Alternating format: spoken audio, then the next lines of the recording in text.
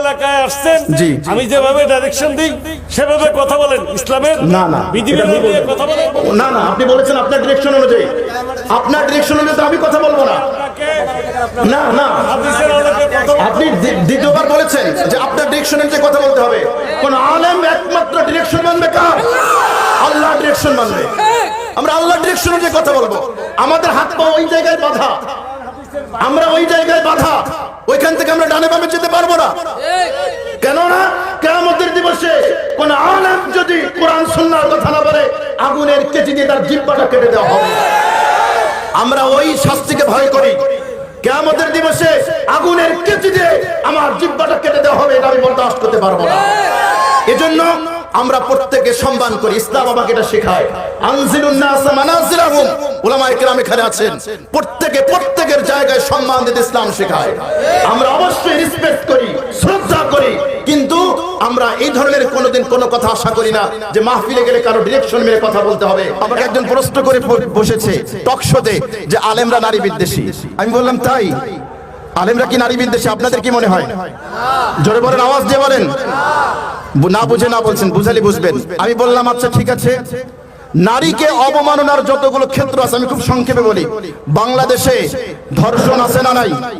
আওয়াজ দেন, ধর্ষণ আছে না নাই?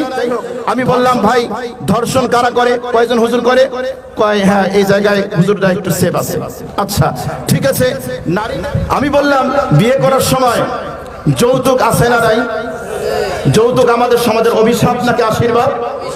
আরেকটা আওয়াজ দিয়ে বলেন, অভিশাপ নাকি আশীর্বাদ? অভিশাপ।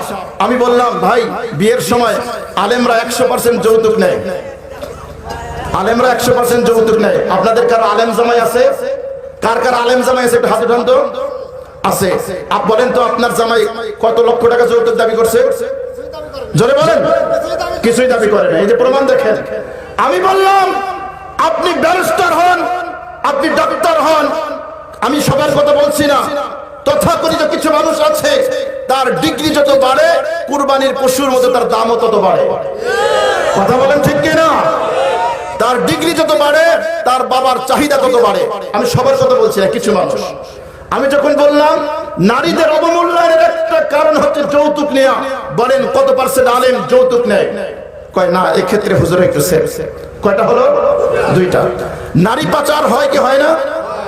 বাংলাদেশ থেকে নারী পাচার হয় কি হয় না? হয়। আমি বললাম নারী পাচারের সাথে কত পার্সেন্ট আলেম জড়িত আমাকে এই মুহূর্তে প্রমাণ দিতে হবে। না, এই ক্ষেত্রে হুজুর একটু সেফ। কয়টা হলো? আমি বললাম যখন কন্যা সন্তান জন্ম দেয়, যদি স্ত্রী কন্যা সন্তান জন্ম দেয়, কন্যা সন্তান জন্ম দেওয়ার অপরাধে হুজুররা সব বউদেরকে তালাক দিয়ে বাপের বাড়ি পাঠায় দেয়।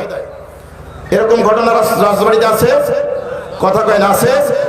কিন্তু জেনারেল শিক্ষিত 3টা 4টা কন্যা সন্তান জন্ম দেওয়ার কারণে স্ত্রীকে পুত্রবধূকে শাশুড়ির হাতে ঝাঁটা পেটা খেতে হয়, এরকম দৃষ্টান্ত আছে না নাই? স্বামীর কটাক্ষ, স্বামীর টিটকারি শুনতে হয়, আছে না নাই? আরে জোরে বলেন, আছে না নাই? আমি তো বলি ও আমার মা, দাদি, চাচি, নানি যারা পর্দার আলো শুনছেন, মেডিকেল সায়েন্স দিয়ে আমি প্রমাণ দিতে পারবো কন্যা সন্তানের অপরাধে যদি আপনি আপনার পুত্রবধূকে ঝাড়ু পিটা করতে চান, আপনার পুত্রবধূকে নয়, ঝাড়ু পিটা করতে হলে আপনার পুত্রকে করে। আর যারা বলে ঠিক কিনা? কন্যা সন্তান হওয়াতে পুত্রবধূর কোনো হাত নাই। হাত থাকলে আপনার ছেলেরা, এটা আমি এখন ওদিকে যাচ্ছি না, ওই টপিক আমার না। পুত্র সন্তান দেওয়ার মালিক কে? কন্যা সন্তান দেওয়ার মালিক কে? পুত্র কন্যা উভয় দেওয়ার মালিক কে? বন্ধা রাখার মালিক কে? তো আপনি তো আকীদা বিশ্বাস করে ঈমান এনেছেন, তাহলে কেন আপনি এই নারীকে আপনি কটাক্ষ করেন? কেন নারীকে আপনি পিটান? আমি যখন বললাম কন্যা সন্তান জন্মগ্রহণ করার অপরাধে হুজুররা তো সব বউরে তালাক দিয়ে বাড়িতে পাঠায় দেয়, না এক্ষেত্রে হুজুর আছে। কয়টা হলো? আচ্ছা, নারীদের অবমূল্যায়নের আরেকটা ক্ষেত্র হচ্ছে ইফটিজিং। আছে না নাই? বকাটে পোলা বন্ধা আমাদের মায়েদের বোনদেরকে ইফটিজ করে কি করে না? আরো জোরে বলেন, করে কি করে না? কয় হুজুর কইলে তো আমাদের ঘাড়েই আসবে, এজন্য কই না। জোরে বলেন, করে কি করে না? আছে না নাই? সমাজে এরকম কিছু অভদ্র ছেলে আছে না নাই? আছে। আমি বললাম ইফতিজারদের তালিকা করেন, যদি 100 তালিকা করেন তাহলে আমি চ্যালেঞ্জ করে বলবো ওই জায়গায় হয়তো একটা পেতেও পারেন, নাও পেতে পারেন। চলে বলেন ঠিক কিনা? তাহলে নারী অবমূল্যায়নের যতগুলো ক্ষেত্র আছে আমি বললাম কোন জায়গায় আলেমরা জড়িত আমাকে দেখা। বৃদ্ধা হলে অনেক নারীদেরকে বৃদ্ধাশ্রমে যেতে হয় কি হয় না? জোরে বলেন হয় কি হয় না? আমি যখন তথাকথিত সুশীলদেরকে চ্যালেঞ্জ করলাম, যদি বাংলাদেশে যতগুলো বৃদ্ধাশ্রম আছে খুঁজে যদি দেখাতে পারেন একজন হক্কানি আলেমের মা বাবা ওখানে আছে, আগামীকাল ওই আলেমের বিরুদ্ধে আমি প্রকাশ্যে সাংবাদিক সম্মেলন করব, আমি প্রয়োজনে আদালতে মামলা করব। এরকম পারলে সাহস থাকলে আমার চ্যালেঞ্জ গ্রহণ করে।